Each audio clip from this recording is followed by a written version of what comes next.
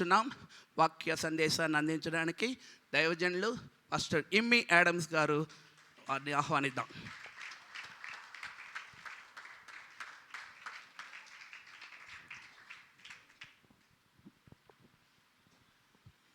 దేవుని పరిశుద్ధ నామానికి మహిమ కలుగునుగాక. మన ప్రభును రక్షకుడైన యేసుక్రీస్తు దివ్యమైన నామంలో మీ అందరికీ శుభాభివందనాలు. 7వ మాసంలోని 3వ శుద్ధీకరణ కూడికలో మనల్ని ప్రవేశపెట్టిన ప్రభుకి స్తోత్రం చెప్దాం. హల్లెలూయా. వాక్య ధ్యానంలోకి వెళ్దాం. సరే, మొదటి దినము యాయీరు తన కుమార్తె కొరకు ప్రభు పాదాలు పట్టుకొని మిగుల బ్రతిమలాడుకున్నాడు. నిన్న యాకోబు నిన్నటి దినాన నా ఇంటి వారి కొరకు నేను ఎప్పుడు సంపాదించుకుంటా అని యాకోబు నిన్నటి దినాన మనం ధ్యానం చేశాం. ఈ దినము అబ్రహాం యొక్క కుటుంబం కొరకు, అబ్రహాం ఇంటి వారి కొరకు మనం ధ్యానం చేయబోతున్నాం. అపోస్తల కార్యములు 7వ అధ్యాయము. అపోస్తల కార్యములు 7వ అధ్యాయము 2వ వచనాన్ని చదువుకుందాం. అందుకు స్టెఫను చెప్పినదేమనగా, సహోదరులారా తండ్రులారా వినుడి. మన పితరుడైన అబ్రహాము హారానులో కాపురముండక మునుపు మెసొపొతమియాలో ఉన్నప్పుడు మహిమగల దేవుడు అతనికి ప్రత్యక్షమాయెను. అండర్లైన్ చేసుకోండి. మహిమగల దేవుడు అతనికి ప్రత్యక్షమాయెను అనే దగ్గర అండర్లైన్ చేసుకోండి. మహిమగల దేవుడు అతనికి ప్రత్యక్షమాయెను. ప్రార్థన. ఆశ్చర్యకరుడా, మీకు స్తోత్రాలు తండ్రి. జీవాధిపతి అయిన మా ప్రభా, నీ కృపకై స్తోత్రాలు ప్రభా. ఈ 7వ మాసంలోని 3వ శుద్ధీకరణ కూడికలో ప్రభా మమ్మల్ని ప్రేమించి నీ సన్నిధిలో ఇలా గడుపుటకునైనా మీరు నడిపించిన విధానం బట్టి నేను స్తుతిస్తున్నాం. గడిచిన ప్రభా 2 దినాల నుండి మాతో మీరు మాట్లాడుతున్న విధానం బట్టి స్తుతిస్తున్నాం. ఈ దినము కూడా దివ్యమైన వాక్కు ద్వారా ప్రభా మీరు మాట్లాడి సంఘాన్ని బలపరచమని ప్రార్థిస్తున్నాం. ఈ మాసం బల్ల కొరకు సిద్ధపడుతున్నగా ప్రభా రేపటి బల్లను మీరు ముద్రించి దీవెనకరంగా మార్చమని ప్రార్థిస్తున్నాం. ఈ దినము తండ్రి నీ వాక్కు ద్వారా మరోసారి సంఘాన్ని బలపరిచి ఉత్తేజపరచమని యేసు నామంలో ప్రార్థిస్తున్నాము తండ్రి. ఆమేన్. వాక్య ధ్యానములో అపోస్తల కార్యములు 7వ అధ్యాయము. అపోస్తల కార్యములు 7వ అధ్యాయము 2వ వచనం మన మూల వాక్య భాగము. పేజ్ నెంబర్ 108వ పేజ్ నంబర్లో ఇక్కడ 7వ అధ్యాయము 2వ వచనంలో స్టెఫను ఆత్మపూరుడై పరిశుద్ధాత్మ చేత నింపబడి స్టెఫను అనే ఒక దేవుని సేవకుడు అపోస్తుడు ఏం చెప్తున్నాడంటే అబ్రహాము ఒక చరిత్ర చెప్తూ ఉన్నాడు. అబ్రహాము చరిత్రలో ఏం చెప్తున్నాడంటే అబ్రహాము ప్రారంభం మనకి ఎక్కడ తెలుసు? అబ్రహాం ప్రారంభం ఎక్కడ తెలుసు అని మనకి ఆదికాండము 12వ అధ్యాయం మనకు తెలిసిన చరిత్ర. అక్కడ ప్రారంభమవుతాడు అబ్రహాం. కానీ ఆత్మపూరుడై ఆత్మతో నింపబడిన తర్వాత పరిశుద్ధాత్మ దేవుడు ఈ స్టెఫనుకి చెప్పిన మాటలు స్టెఫను రాస్తూ ఏమంటున్నాడంటే, అందుకు స్టెఫను చెప్పినదేమనగా సహోదరులారా తండ్రులారా వినుడి. మన పితరుడైన అబ్రహాము హారానులో కాపురమునక మునుపు మెసొపొతమియాలో ఉన్నప్పుడు మహిమగల దేవుడు అతనికి ప్రత్యక్షమాయెను అని చెప్తూ ఉన్నాడు. మన ధ్యానము మీరు గమనించండి. ఇక్కడ ఈ స్టెఫను ఆత్మచేత నింపబడి ఈ స్టెఫన్ ఎవరి గురించి చెప్తున్నాడంటే మన తండ్రైన అబ్రహాము గురించి మాట్లాడుతూ ఉన్నాడు. ఈ మాట్లాడుతూ ఆయన ఏమంటున్నాడంటే అబ్రహామును దేవుడు ఎక్కడ పిలిచాడు అనే విషయం అక్కడ ఎత్తిపట్టి చెప్తూ అక్కడ ఏమంటాడంటే మహిమగల దేవుడు అతనికి ప్రత్యక్షమాయెను అని చెప్తున్నాడు. ఇది మన అంశం. మహిమగల దేవుడు అతనికి ప్రత్యక్షమయ్యాడు. ఎక్కడ ప్రత్యక్షమయ్యాడంటే ఈ ధ్యానం మనం చేద్దాం ఇవాళ. ఈ ధ్యానములో ఇక్కడ ఈ స్టెఫన్ ఏమంటాడంటే, అబ్రాహాము ఆరాన్లో ఉన్నప్పుడు కాపురం ఉండక మునుపు మెసొపొతామియాలో అంటే దేవుడు అతనికి ప్రత్యక్షమయ్యాడు.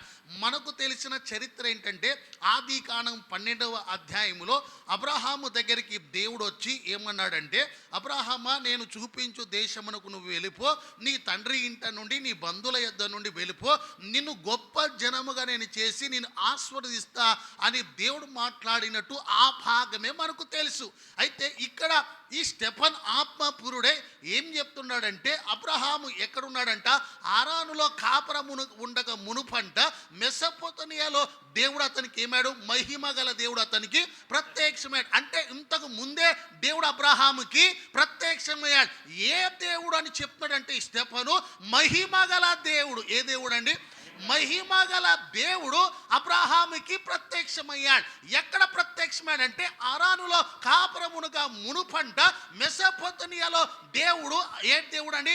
మహిమ గల దేవుడు ఆయనకి ప్రత్యక్షమయ్యాడనే విషయం అక్కడ రాస్తూ వచ్చాడు. ఈ మాట ఎందుకు ఇతడు మాట్లాడుతున్నాడు అనే అంశాన్ని మనం ధ్యానము చేస్తే, ఆ మాటలు కూడా ఏమంటున్నాడు తెలుసా?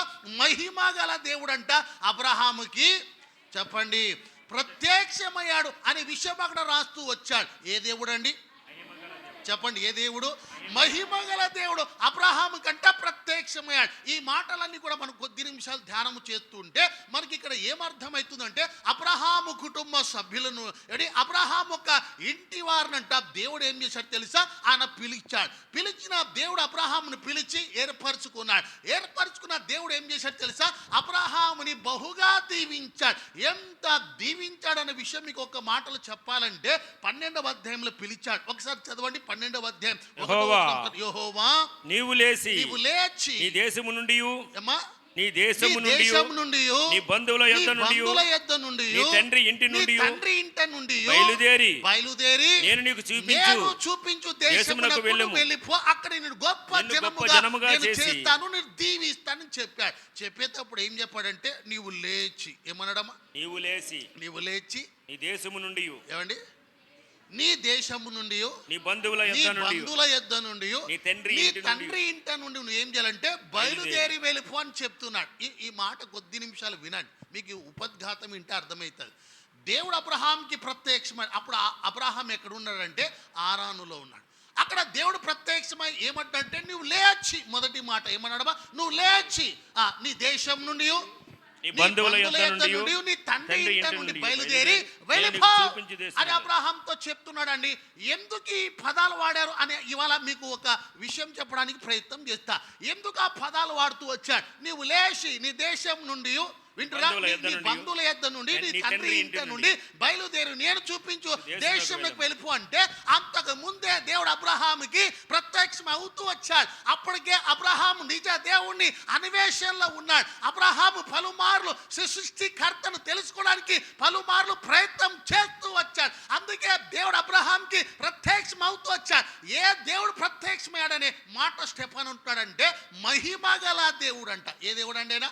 మహిమ గల దేవుడంట మన తండ్రి అబ్రహాంకి ప్రత్యక్షమయ్యాడు. ఎక్కడ? ఆరానులో కాపురం ఉండక మునుపంట మెసొపొతామియాలో అతనికి ప్రత్యక్షమే.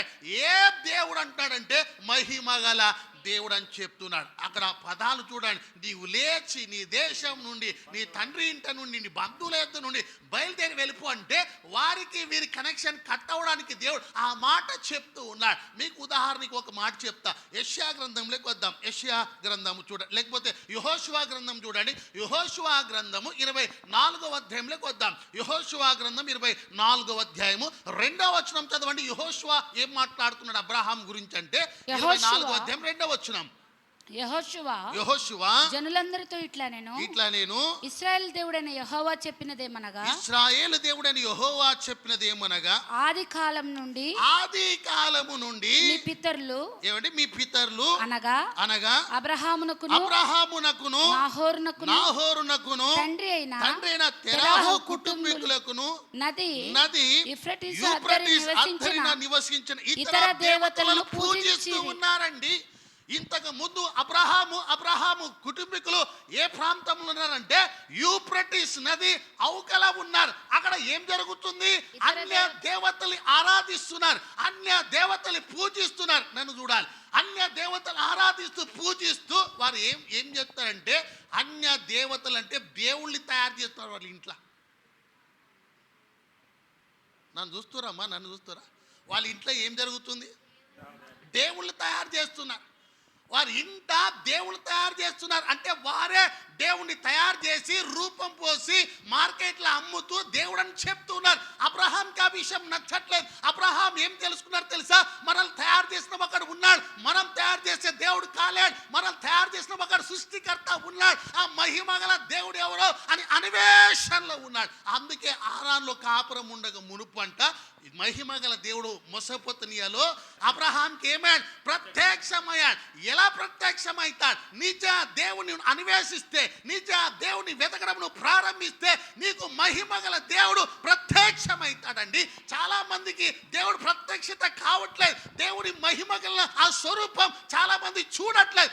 ఎందుకు చూడట్లేదంటే అబ్రహాం లాంటి అన్వేషణ, నిజ దేవుణ్ణి తెలుసుకోవాలి, నిజ దేవుణ్ణి కలుసుకోవాలి, నిజ దేవునితో మనం ఉండిపోవాలి ఆశ చాలా తక్కువ మందికి ఉంది. అబ్రహాం గురించి మన ధ్యానంలో వినండి. అతడంట ఆరాన్లో కాపురం మునుపంట మెసొపొతేమియాలో అతడు కాపురం ఉన్నాడు.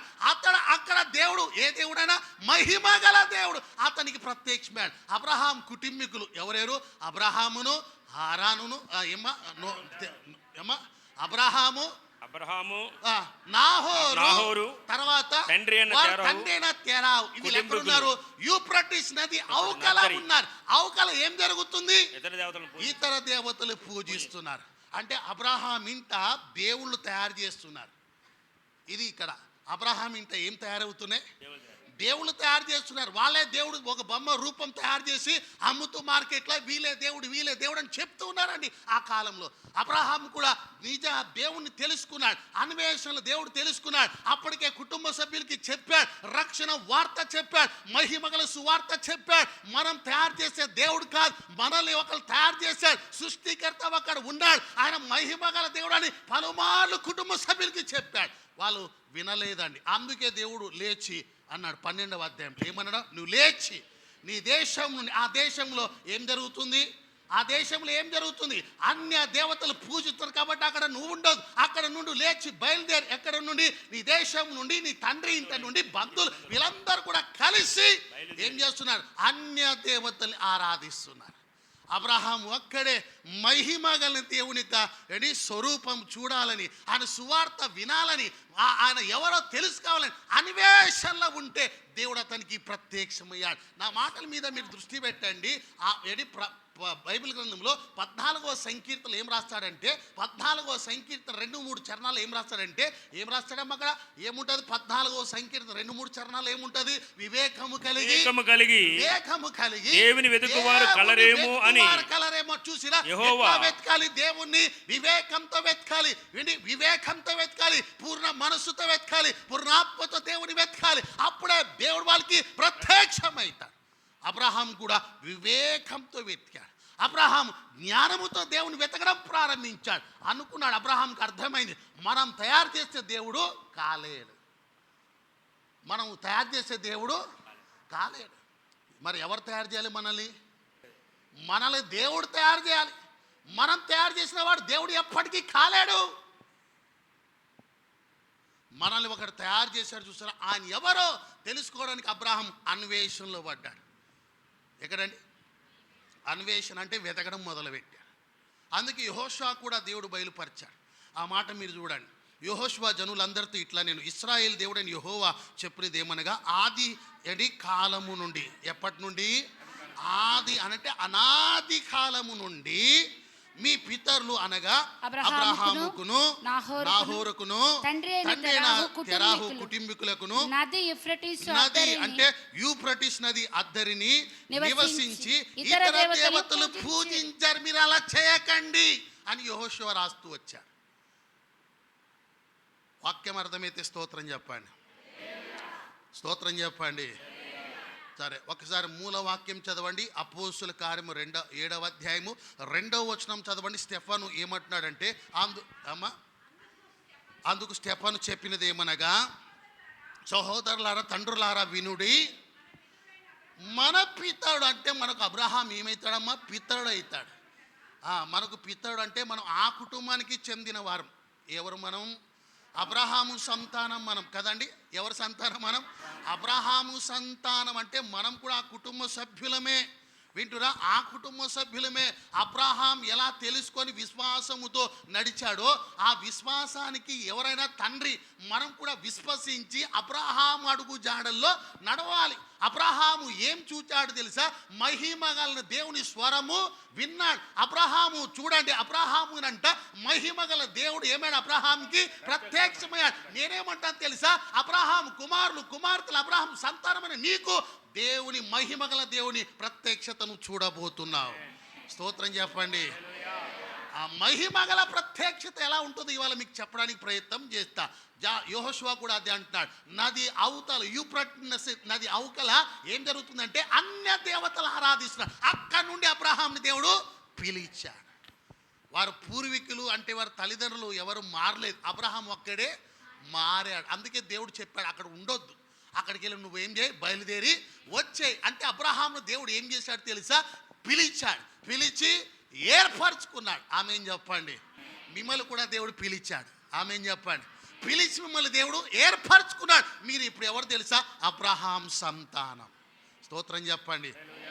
స్తోత్రం చెప్పండి. యెషయా గ్రంథం 51వ అధ్యాయంలోకి రండి. యెషయా గ్రంథం 51వ అధ్యాయము 51వ అధ్యాయము చూడండి. 2వ వచనం ఏమంటాడంటే, 2వ వచనంలో మీ తండ్రి అయిన అబ్రహాము సంతతి చూసిరా, ఎంత బాగుండండి ఆ మాట. మీ తండ్రి అయిన అబ్రహాము సంగతి ఆలోచించుడి. మనకు ఎవరైతే అబ్రహాము తండ్రి అవుతాడు చెప్పండి, తండ్రి అవుతాడు. చెప్పండి ఆ మాట. విశ్వాసానికి తండ్రి అయిన ఎక్కడుంటుంది ఆ మాట? ఎబ్రిల్కి రాసిన పత్రికలో 11వ అధ్యాయంలో ఉంటారు. వినరా? ఆయన ఎవరంటే మన తండ్రి అయిన ఎవరు? అబ్రహాము మన తండ్రి. నేనేమంటానంటే అబ్రహాం ఎలా అయితే దేవుని మాట విని బయలుదేరాడో ఆ బయలుదేరిన దేవుడు ఏమయ్యాడు తెలుసా? ఆ అబ్రహాముకి ప్రత్యక్షమయ్యాడు. ఎప్పుడైతే అబ్రహాము దేవుని మాట విని విధేయుడై బయలుదేరి వచ్చాడో తండ్రి ఇంట నుండి అబ్రహాంని దేవుడు బహుగా దీవించాడు. ఆమేన్. నా వైపు చూడండి. అబ్రహాం గురించి ధ్యానం చేస్తే ఎక్కువ అబ్రహాం గురించి ధ్యానం చేయాల్సిన అవసరం లేదు. 12వ అధ్యాయంలో పిలిచాడు. ఎన్నో అధ్యాయం? 12వ అధ్యాయంలో పిలిచాడు. 13వ అధ్యాయం మీరు ఒకటో రెండు చరణాలు అబ్రహాము తనకు కలిగిన సమస్తమును తన భార్యను తనతో కూడానున్న లోతును వెంటబెట్టుకొని ఐగుప్తులో నుండి నెగేబునకు వెళ్ళెను. అబ్రాహాము వెండి బంగారములు చూసిరా? అబ్రహాము వెండి బంగారం పశువులు కలిగి బహు ధనవంతుడై ఉండెను. ధనవంతుడయ్యాడంట అతడు. ఒక నిమిషం సౌండ్ చూడు జార్జ్ బాబు.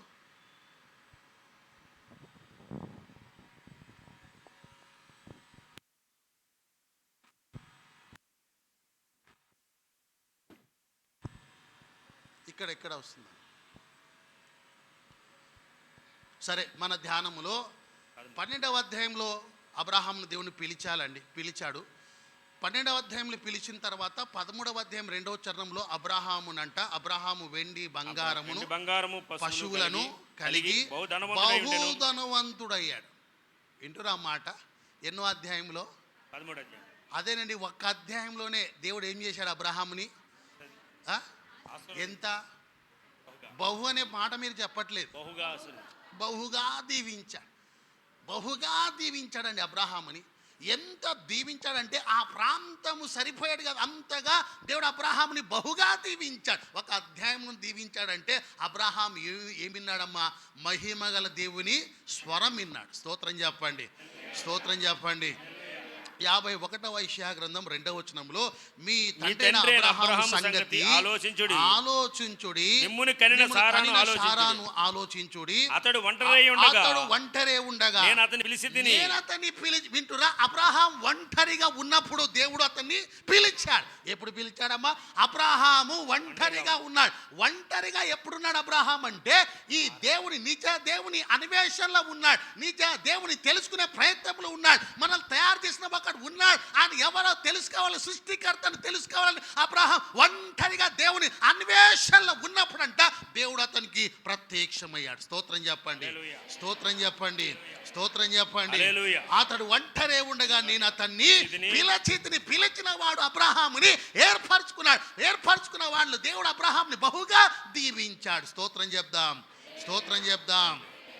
అతడు ఒంటరి ఉండగా నేను అతన్ని పిలిచి అతనిని ఆశీర్వదించి అతన్ని ఎక్కువ మంది ఉన్నట్లు చేశాడంట. స్తోత్రం చెప్పండి, స్తోత్రం చెప్పండి, స్తోత్రం చెప్పండి. ఎందుకు అబ్రహాంని దేవుడు ఇంతగా హెచ్చించాడంటే అబ్రహాము జీవం గల అంటే ఏంటమ్మా మహిమ గల దేవుని ప్రత్యక్షత చూచాడు. ఆమె ఏం చూచాడమ్మా? మళ్ళీ చెప్పండి. మహిమ గల దేవుడు ఒక ప్రత్యక్షతాన్ని చూచాడండి. ఇవాళ మన అంశం ఇదే. ఏంటి మన అంశం? మహిమ గల దేవుని ప్రత్యక్షత. ఆమె ఆ ప్రత్యక్షత మీ కుటుంబానికి ఉండునుగాక. స్తోత్రం చెప్దాం. ఇప్పుడు అబ్రహాం కుటుంబాన్ని చూడండి. దేవుడు ఏం చేశాడంటే ఆ అబ్రహాము పూర్వీకులు ఏం చేస్తున్నారమ్మా? అన్య దేవతల్ని ఆరాధిస్తున్నారు. అక్కడి నుండి అబ్రహాంని ఏం చేశాడంటే దేవుడు పిలిచాడు, పిలిచి ఏర్పరచుకున్నాడు. మిమ్మల్ని కూడా దేవుడు పిలిచాడు. ఆమె పిలిచిన దేవుడు మిమ్మల్ని ఏం చేశాడమ్మా? ఏర్పరచుకున్నాడని చెప్పండి, ఏర్పరచుకున్నాడని చెప్పండి. హల్లెలూయా. అప్పుడు ఏర్పరచుకున్న దేవుడు మిమ్మల్ని ఏం చేస్తాడంటే అబ్రహాం వలె దీవిస్తాడు. ఆమేన్. 7వ మాసం మీరు దీవెనలకు పాత్రులవుదురుగాక. సరే, మన ధ్యానంలో మహిమగల దేవుని ప్రత్యక్షత అబ్రహాము చూచాడు. కొన్ని విషయాలు మీకు చెప్పడానికి ప్రయత్నం చేస్తా. 42వ యెషయా గ్రంథంలోకి వద్దాం.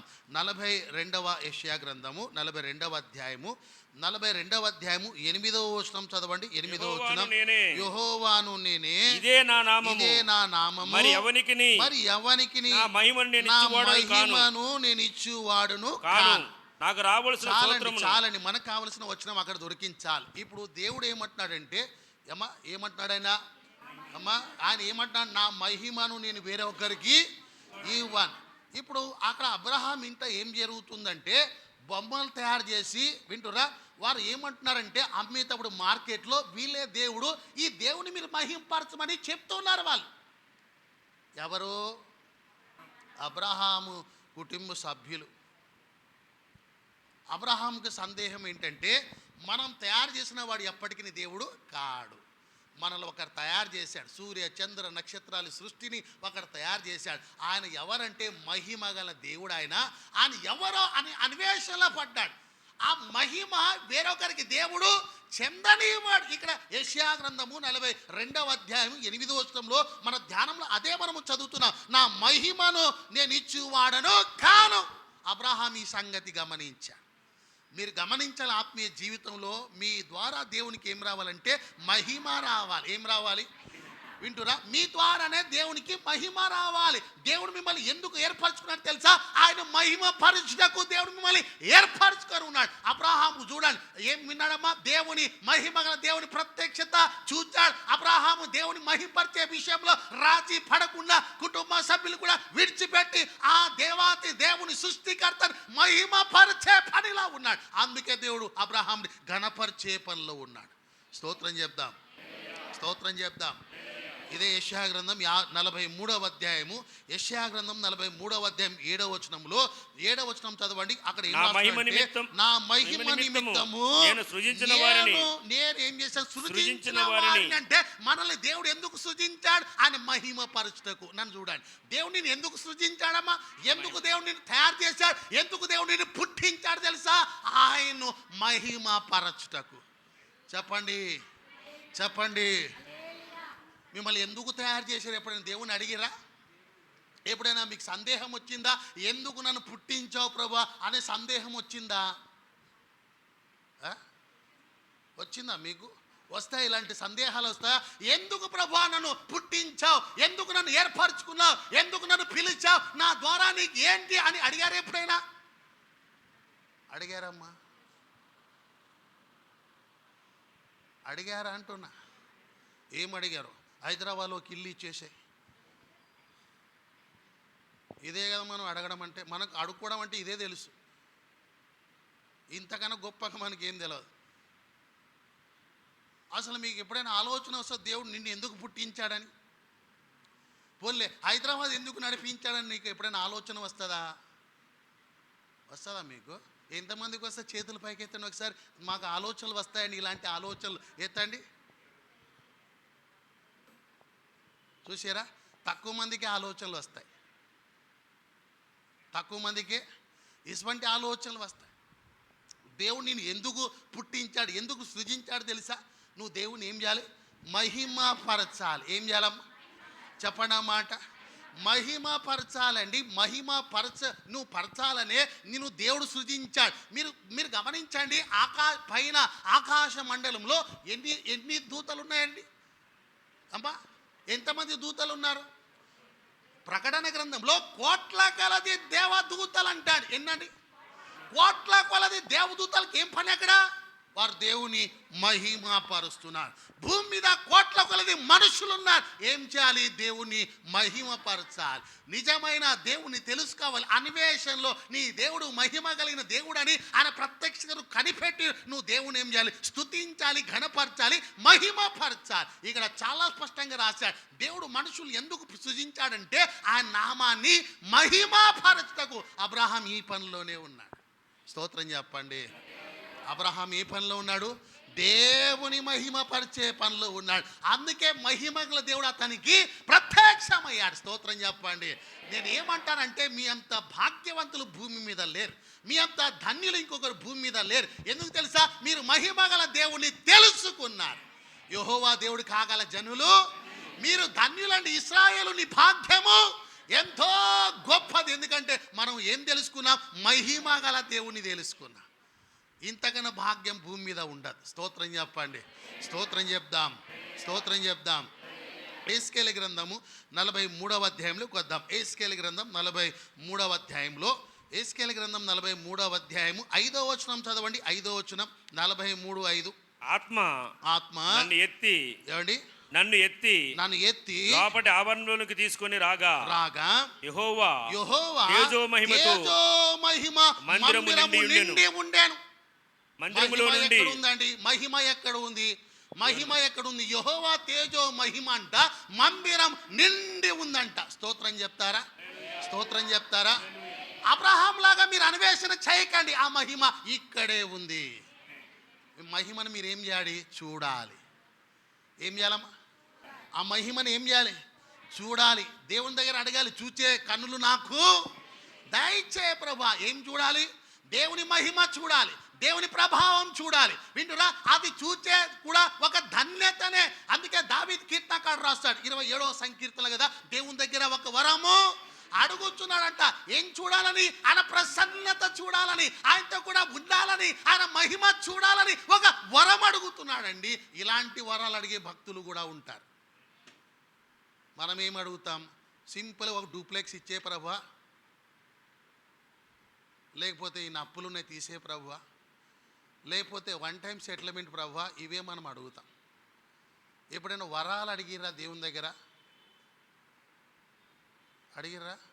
వరాలు ఏం చేస్తారు మీరు తీసుకొని? నాకు అర్థం కావట్లేదు. అడిగారా మీరు? ఎంతమంది అడిగారమ్మా? ఎంతమంది అడిగారు? వరాలు ఎంతమంది అడిగారు? వారాలు కాదండి బాబు, వరాలు. అర్థమైందా? ఎంతమంది అడిగారు? అబ్బా ఇంతమందే. ఎత్తి ఏం చేస్తారమ్మా? నాకు అర్థం కాదు. అని చూడ్డానికే ఆలోచన కూడా మీకు రావట్లేదు. అని చూడ్డానికి కూడా ఒక వరం ఉండాలి. దైవ ప్రత్యక్షత అందరికి ఉండదు. సమూయేలు కాలంలో ఎంతమంది లేరమ్మా? అమ్మా యాజకులు ఏమండి ప్రవక్తలు ఎంతమంది లేరు సమూయేలు కాలంలో? ఉందా దైవ ప్రత్యక్షత? లేదు. ఎవరికి దక్కింది ఆ భాగ్యము? సమూయేలుకే దక్కింది. అందుకని సమూయేలుకున్న ఆసక్తి అటువంటిది. స్తోత్రం చెప్పండి. స్తోత్రం. యెహోవా తేజో మహిమ ఎక్కడుందంట? మందిరం అని చెప్పండి. ఆ మందిరంలో ఉంది. ఇప్పుడు ఈ మందిరానికి రాగానే నువ్వు ఏం చేయాలి? మీరు ఆయన మహిమను వెతకాలి. ఆయన మహిమలో మీరు నడవాలి. ఆయన మహిమను బట్టి నువ్వు దేవుని ఘనపరచాలి. యెహోవా తేజో మహిమంట మందిరము నిండి ఉందంట. ఎవరు చెప్తున్నారు? ఎవరు చెప్తారు ఈ మాట? అని ఎస్కేల్ ఒక ప్రవక్త చెప్తున్నాడు, దేవుని మహిమ అంట, తేజో మహిమ ఇక్కడ మందిరం నిండి ఉందంట. హల్లెలూయా. మనం ఎంత ధన్యులం అంటే ఆ మందిరం మనం ఉంటున్నాం. ఎవరికి లేని ధన్యత అది. ఎక్కడంటే ఒకటి పరలోకంలో జరుగుతుంది, రెండోది భూలోకంలో మందిరంలో జరుగుతుంది. మనం ఇక్కడ ఉన్నామంటే అర్థం ఏంటమ్మా? మనం భాగ్యవంతులం, మనం ధన్యులం. స్తోత్రం చెప్పండి. ఎందుకు ధన్యులంటే యెహోవా తేజో మహిమ ఉండే మందిరంలో నీవు ఉన్నావు. స్తోత్రం చెప్పండి. హబక్కు గ్రంథం 3వ అధ్యాయం 3వ వచనం చదవండి. హబక్కు గ్రంథం 3వ అధ్యాయం 3వ వచనం త్వరగా చదవండి. హబక్కు గ్రంథం 3వ అధ్యాయం 3వ వచనం. దొరకలే ఎవరికి? దేవుడు తేమానులో నుండి బయలుదేరుచున్నాడు, పరిశుద్ధ దేవుడు పారానులో నుండి వేయించేయుచున్నాడు. ఆయన మహిమ ఆకాశ మండలం అంతటను కనబడుచున్నది, మండలంలో కనబడుచున్నదంట. స్తోత్రం చెప్పండి, స్తోత్రం చెప్పండి. రెండోది ఆయన మహిమ ఎక్కడ ఉందమ్మా? ఆకాశ మండలంలో. నన్ను చూడండి, ఎక్కడ ఉంది దేవుని మహిమ? ఒకటి మందిరంలో, రెండోది ఆకాశ మండలంలో ఏముంది? మహిమ ఉంది. ఎవరి మహిమ? దేవుని మహిమ. ఇంతకు అంశం ఏంటి చెప్పండి ఒకసారి. మహిమ గల దేవుడు అబ్రహాముకి ప్రత్యక్షమయ్యాడు. మహిమ గల దేవుడు అబ్రహాముకి ప్రత్యక్షమయ్యాడు. మహిమ ఎక్కడ ఉందంట? దేవుని మందిరంలో. రెండవది ఆకాశ మండలంలో. అంటే ఆకాశాన్ని చూడగానే మీకు ఏం గుర్తొస్తుంది?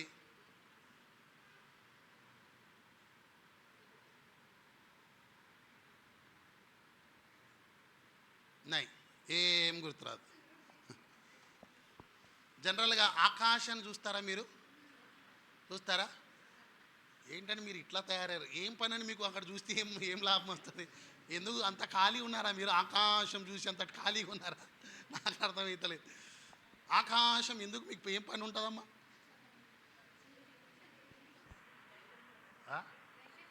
ఇప్పుడు ఆకాశం చూసేవాళ్ళు కూడా ఉన్నారా? ఏం పని అండి? అంత టైం ఎక్కడుంది? రోజుకి ఒకసారైనా ఆకాశం చూస్తామండి అనేవాళ్ళు ఎత్తండి చేతులు. రోజు ఒక్కసారైనా ఆకాశం చూస్తామండి అనేవాళ్ళు ఎత్తండి చేతులు. పండు ఎందుకు చూస్తారు మీరు? కాదండి, గింత ఉన్నారు, ఆకాశం మెడబెట్టేస్తుంది. ఎందుకు చూస్తున్నారు నాకు అర్థం కాదు. ఆకాశంలో ఏం పనమ్మా? పోనీ ఇక్కడ ఏమైనా నక్షత్రాలు కనపడతాయి, హైదరాబాద్లో కనపడవు అమ్మా. ఏంటి హైదరాబాద్ నక్షత్రాలు కనబడుతున్నాయా? నేను నమ్మను. హైదరాబాద్లో నక్షత్రాలు కనబడుతున్నాయమ్మా. ఎక్కడ కనబడతాయి? పొల్యూషన్కి అసలు నక్షత్రాలే లేవు. ఊర్లో కనబడతాయి. ఊరికి పోతే అక్కడ కనబడతాయి నక్షత్రాలు. ఆకాశం ఎందుకు చూస్తారు మీరు? ఏం లేదండి, ఇవాళ వర్షం పడతలు బట్టలు ఆరేయడానికి కదండి, అందుకే మీరు చూస్తారు. నాకు అర్థమైంది. ఆ కాలంలో భక్తులు ప్రవక్తలు ప్రార్థన చేస్తే ఆకాశం చూసేటోళ్ళు. అక్కడ ఏం జరుగుతాయి? మేఘాలు కదలికలు, వర్ష సూచనలు, భారీ వర్షాలు, అసలు పడతాయా పడవా, అట్లా ఆ కాలంలో భక్తులు ఉండేటోళ్ళు. ఇప్పుడు మీరెందుకు? బట్టలు ఆరేయడానికి, వడియాలు ఎండబెట్టుకోవడానికి.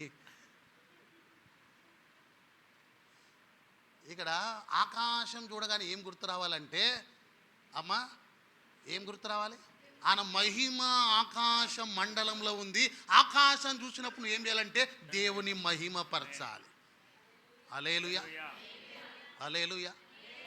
ఆకాశం చూడగానే ఏం చేయాలి? ఏం గుర్తు రావాలి మీకు? దేవుని మహిమ. ఒకటి ఆయన తేజో మహిమ మందిరంలో నిలిచి ఉందంట. రెండోది ఆకాశ మండలంలో ఉంది. ఆకాశం చూసిన ప్రతిసారి కూడా నువ్వు దేవుని మహిమ పరచాలి. అందుకే దేవుడు ఈ సూచనలు నీకు అనుగ్రహిస్తున్నాడు. స్తోత్రం చెప్పండి, స్తోత్రం చెప్పండి, స్తోత్రం చెప్దాం. ఎబ్రీయులకు రాసిన పత్రిక 1వ అధ్యాయం 3వ వచనం చూడండి. 3వ వచనంలో ఏం రాస్తున్నాడంటే 1వ అధ్యాయం 3వ వచనం, ఆయన దేవుని మహిమ యొక్క తేజస్సును చూసిరా. అంటే ఎవరు? యేసుక్రీస్తు వారు. అంటే తండ్రిన దేవునిలో మహిమ ఉంది, యేసుక్రీస్తులో కుమారులో మహిమ ఉంది, పరిశుద్ధాత్మ దేవునిలో కూడా మహిమ ఉంది. త్రియేక దేవుళ్ళు ఏముందంటే మహిమ ఉంది. స్తోత్రం చెప్పండి, స్తోత్రం చెప్పండి, స్తోత్రం చెప్పండి. హల్లెలూయా. ఏది ఒక సువార్త చెప్పండి, సువార్తలో ఈ మాట మహిమ వచ్చే మాట ఒకటి చెప్పండి.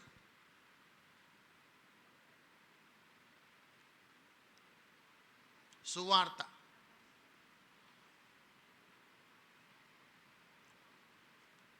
మహిమ అనే పదం వచ్చే ఒక సువార్త చెప్పండి. ఇట్లా ఉదాహరణకి దేవుడు లోకముని ఎంతో అనే దాంట్లో మహిమ అనే పదం ఎక్కడ ఉంటుందమ్మా?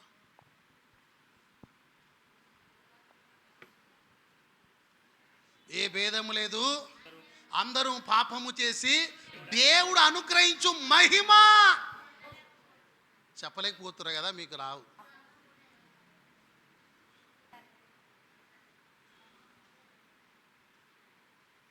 ఈ వాక్యం తెలుసా మీకు తెలవదా? ఏ భేదము లేదు, అందరూ పాపము చేసి దేవుడు అనుగ్రహించు మహిమను పొందలేకపోతున్నారంట. ఎక్కడ ఉంటుందమ్మా ఇది? రోమా అమ్మ 3:23 అండి. ఈ వాక్యం తెలవకపోతే మీరు అన్యులే. ఇప్పటి వరకు మీరు ధన్యులు ధన్యులు అని చెప్పుకుంటూ వచ్చా కదా, ఈ వాక్యం తెలవకపోతే మీరు అన్యులే. ఏ భేదం లేదంట, అందరూ పాపము చేసి దేవుడు అనుగ్రహించు మహిమను పొందలేకపోతున్నారంట. మహిమ మనుషులకెళ్ళి వెళ్ళిపోయిందండి. మొదటి మానవులైన ఆదాం అవ్వని దేవుడు మహిమతో నిర్మించాడు, మహిమతో రూపుదిద్దించాడండి. అయితే వారు పాపం చేసి ఆ మహిమను ఏం చేశారు? పోగొట్టుకున్నారు. ఆ మహిమ గల దేవుడే అబ్రహాంకి ఇప్పుడు ప్రత్యక్షమై. ఎప్పుడు ప్రత్యక్షమైతే నువ్వు అన్వేషణ చేయాలి, దేవుని వెతుకుతూ ఉండాలి. ఆ మాట మీరు వింటురా? స్టెఫన్కి దేవుడు కనిపించాడు దైవ దర్శనంలో, పరిశుద్ధాత్మ రాస్తూ ఉన్నాడు. అందుకు స్టెఫను చదవండి. అందుకు స్టెఫను చెప్పినదేమనగా, సహోదరులారా తండ్రులారా వినుడి వినుడి, మన పితరుడైన అబ్రహాము హారానులో కాపురముండక మునుపు మెసొపొతామియాలో దేవుడు ఎవరంట? మహిమ గల దేవుడు అతనికి ప్రత్యక్షమయ్యాడండి. ఇదే ఇక్కడ ఇవాళ అంశం. అబ్రహాం ఆ మహిమ ఏంటో అన్వేషణలో ఉన్నాడు. అందుకే అబ్రహాంకి దైవ ప్రత్యక్షత జరిగింది. అబ్రహాం ఆదాం పోగొట్టుకున్న మహిమ అబ్రహాము పొందుకున్నాడు. అందుకే అబ్రహాం ధన్యుడు. స్తోత్రం చెప్పండి, స్తోత్రం చెప్పండి. అవ్వ ఆదాంని దేవుడు ఎట్లా చేశాడు? మహిమతో, తన స్వరూపంలో మహిమతో చేస్తే మహిమను ఏం చేశారు? పోగొట్టుకున్నారండి వాళ్ళు. అందుకే ఇక్కడ రోమా 3:23 కదా, ఏ భేదం లేదు, అందరూ పాపము చేసి దేవుడు అనుగ్రహించు మహిమను మీరు పొందుకోవాలి. ఆమేన్ చెప్పండి, ఆమేన్ చెప్పండి, ఆమేన్ చెప్పండి. సరే, ఒక 2 విషయాలు చెప్తా ఇవాళ. 2 పాయింట్ చెప్తా, టైం అయిపోతుంది. అంశం చెప్పండి అమ్మా. మహిమగల దేవుడు అబ్రహాముకి ప్రత్యక్షమయ్యాడు. ఇంతకు మహిమ ఎక్కడుందంటమ్మా? ఒకటి మందిరంలో, రెండోది ఆకాశ మండలంలో మహిమ ఉంది. స్తోత్రం చెప్పండి. ఒక 2 పాయింట్ చెప్తా, ఇంకెక్కడెక్కడ ఉందో. తిమోతిలకు రాసిన మొదటి పత్రిక, 1వ అధ్యాయం 8వ వచనం చదువురి. 8వ వచనం, 1:8. ఆయనను శ్రీమంతుడగు దేవుడు నాకు అప్పగించిన ఆయన మహిమ గల సువార్త. మహిమ ఎక్కడ ఉంది చెప్పండి? సువార్తలో ఉంది. చెప్పండి. ఇప్పుడు నేను చెప్పే సువార్త మీరు వింటురా? వింటే మీరు ఏమి వింటున్నట్టు? మహిమ గల సువార్త మీరు వింటున్నారు. కొంతమంది వినరు. ఎందుకు వినరు ఏమో నాకు తెలియదు. ఏం చేయాలమ్మా చెప్పండి? వినడమే భాగ్యం, చెప్పడం కాదు. వినడమే భాగ్యం. వినాలి. ఏం చేయాలి? ఎక్కువ వింటే ఏమొస్తుంది చెప్పండి? తలనొప్పి వస్తుంది అమ్మా. ఎక్కువ వింటే ఏమొస్తుంది? విశ్వాసం వస్తుంది. ఎక్కువ వింటే సామెతలో జ్ఞానం వస్తుంది. జ్ఞానం అంటేనే దేవుడు. వినాలి. ఇప్పుడు చూడండి, మనకు అందించింది ఏంటంటే మహిమగల సువార్త అంట. ఏ సువార్త? మీకు తెలుసా? ఎప్పుడైనా చదివారా? ఈ లైన్ చదివారా? మనం వింటున్నది ఏ సువార్త? మహిమగల సువార్త. వినేస్తున్న నీవు ధన్యుడవు. ఎందుకంటే ఈ సువార్త అందరికీ లేదు, కొందరికే ఉంది. స్తోత్రం చెప్పండి. కొంతకాలం అయిన తర్వాత ఏమైతే సువార్త మూయబడుతుంది. నువ్వు ఇప్పుడు విన్నదేంటమ్మా? మహిమగల సువార్త. ఆ సువార్త, ఆ మహిమగల సువార్త మూయబడిన తర్వాత రాకడలో నిన్ను ఎత్తడానికి సిద్ధపాటు కలిగించే సువార్త అది. స్తోత్రం చెప్పండి, స్తోత్రం చెప్పండి, స్తోత్రం చెప్పండి. ఏ సువార్త ఇది? మహిమగల సువార్త. ఈ సువార్త అబ్రహాము పొందుకున్నాడు. అందుకే అబ్రహాం ధన్యుడు. హల్లెలూయా. మీరు ధన్యులా అన్యులా? ధన్యులంటే మీరు ఏం వినాలమ్మా? మహిమగల సువార్త వినాలి. పాయింట్ 1. రెండవ పాయింట్కి వద్దాం. తీతు పత్రిక 2వ అధ్యాయంలోకి వద్దాం, ముగిస్తా. తీతు పత్రిక 2వ అధ్యాయము 13వ వచనం చదవండి. ఆ మహిమ ఎక్కడెక్కడ ఉందో అక్కడ రాస్తూ వచ్చాడు. 13వ వచనం. అనగా మహాదేవుడును మన రక్షకుడైన యేసుక్రీస్తు మహిమ యొక్క ప్రత్యక్షత కొరకు ఎదురు చూచు. అంటే అర్థం ఏంటి? ఆయన మహిమ ఎక్కడ ఉంది? రాకడలో ఉందండి. ఆయన ఎట్లా వస్తాడు? మహిమతో వస్తాడు. వింటున్నా నీవు సువార్త. ఏ సువార్త? మహిమగల సువార్త. ఏమైతే తెలుసా? ఆయనతో కూడా కొనిపోవడానికి నిన్ను ప్రోత్సహిస్తాడు. ఇప్పుడు నువ్వు వింటుంది ఏ సువార్త? మహిమగల సువార్త. ఇది ఏం చేస్తా తెలుసా? యేసుక్రీస్తు 2వ రాకడ కొరకు నిన్ను సిద్ధపడతాడు, నిన్ను ఘనపడతాడు, ఎత్తబడడానికి నీకు అది కృప చూపిస్తాడు. నువ్వు వింటుంది మహిమగల సువార్త. కాబట్టి ఎట్లా వినాలి? జాగ్రత్తగా వినాలి. ఆ మహిమగల సువార్త నీ లోపల సిద్ధపాటు నేను కలగజేస్తాను. యేసుక్రీస్తు 2వసారి వేల కొలది దూతల చేత వచ్చినప్పుడు, తండ్రి పంపినప్పుడు వచ్చినప్పుడు అంట ఆ మహిమగల సువార్త నిన్ను ఏం చేస్తుంది? లేపుతుంది. నువ్వు ఏమైతావు? కొనిపోబడతావు. నువ్వు ప్రభుని ఎదుర్కొంటావు. వచ్చేవాడు కూడా ఎలాంటి వాడండి? మహిమగల మహాదేవుడు ఆయన. స్తోత్రం చెప్పండి, స్తోత్రం చెప్పండి, స్తోత్రం చెప్పండి, స్తోత్రం చెప్పండి. 2వ కొరింథీయులకు రాసిన పత్రిక 3వ అధ్యాయంలోకి వద్దాం, ముగిస్తా. 2వ కొరింథీయులకు రాసిన పత్రిక 3వ అధ్యాయము 18వ వచనం చదవండి. 3:18. మనమందరము ముసుకులేని ముఖముతో ప్రభు యొక్క మహిమను అద్దము వలె ప్రతిఫలింపజేయుచు. ఎట్లా అంటామా? మనకి ఏముండదు ఇప్పుడు? ఏముండదు? ముసుగు లేదు. అంటే మనం ఏం చూస్తున్నాం? డైరెక్ట్గా మహిమ చూస్తున్నాం. ప్రతిబింబం అంటే అద్దం. ఇప్పుడు తండ్రిని ఎట్లా చూడలేం, ఆ కుమారుని ద్వారా ఏం చేస్తున్నాం? తండ్రిని చూస్తున్నాం. అది దేవుడు మనకు భాగ్యంగా అనుగ్రహించాడు. చాలామందికి అర్థమవుతలేదు వాక్యం.